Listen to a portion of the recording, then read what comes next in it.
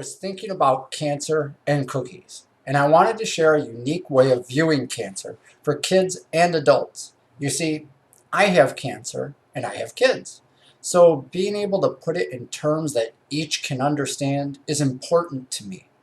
While I do this, I'm going to name a lot of different types of cookies. So try to pay attention and see how many you can name at the end. While we're all confused when we first hear cancer, cookies are something we can relate to, even a burnt cookie like this German drop. There are a bunch of different types of each. Your favorite might be gingerbread men or sugar cookies. Cancer has a lot of types too, only they don't get really cool names. They get called things like astrocytomas or mycosis fungoid. Now, I don't know about you, but if it doesn't sound tasty, I'm not eating it. And there's no way you're getting me to eat something called fungoid.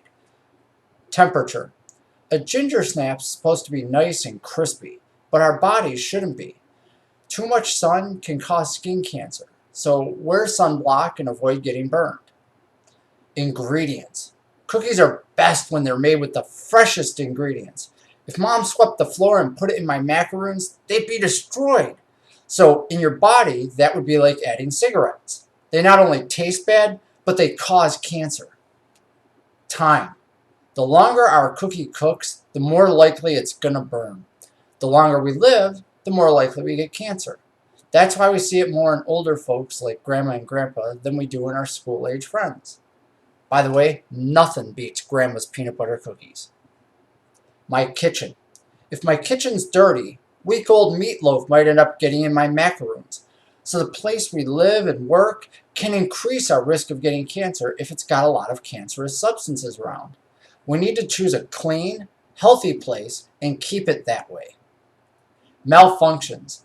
Our body has small changes constantly. Most of the time they're minor and nothing to worry about. But sometimes these changes get out of hand and our oven breaks down. That's when we call a repair guy to try and remove the broken part, or in the case of a cancer doctor, to try and remove it from our body. Sometimes when I'm making Toll House squares, I find a bug in the ingredients. Yeah, I know, it's gross. We may be thinking that we're putting good food in us, but sometimes there are ingredients we might not know about, and they can help make cancer. So be sure that what you put into you is healthy and clean. You are a unique cookie recipe. Occasionally, mom or dad might make a new cookie like Coyotas or Gorobayas. They did that when they made you. Mom and dad each gave you part of their own unique recipe, and in cancer, they call that genetics. Each person's recipe makes it easier or harder for them to get cancer. Cancer, like meringue cookies, is affected by everything around it. Your body tries to prevent cancer growing, the same as a baker tries to keep the cookies perfect. But things outside of our body play a part too. The quality of air we breathe, the job we do, the food we eat, these can all mess with our bodies and create a dirty cookie. Repetition. Just because a batch of oatmeal squares burns the first time doesn't mean the next one won't be great. Just because cancer hits one member of your family doesn't mean it's going to show up in someone else in your family. The person that gets cancer may be the sweetest person in the world to you or me. The cookie we like best might be a favorite aunt, uncle, mom or dad, even my best friend at school. Cancer is part of a randomness that happens even in making cookies. There's a lot you or I can control, but then there's the unexpected stuff that is happening without us even knowing it. When I found out I had cancer, it was sort of like having my favorite chocolate chip cookie start crumbling and I was trying to grab the pieces before they hit the ground. I figured if I could catch a few, they'd still taste good. Of course, cookies are tasty.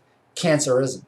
So if you hear of someone getting cancer, you may want to yell, "Snickerdoodles!" at the top of your lungs, and that's okay.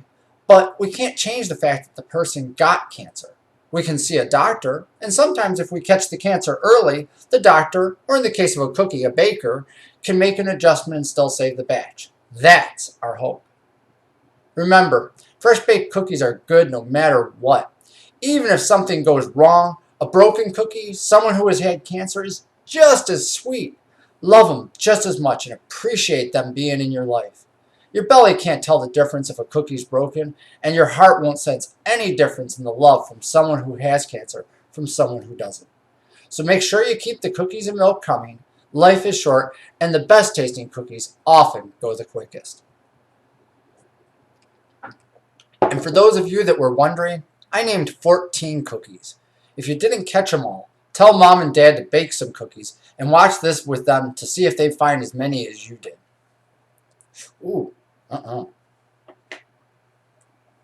yeah, fresh baked cookies.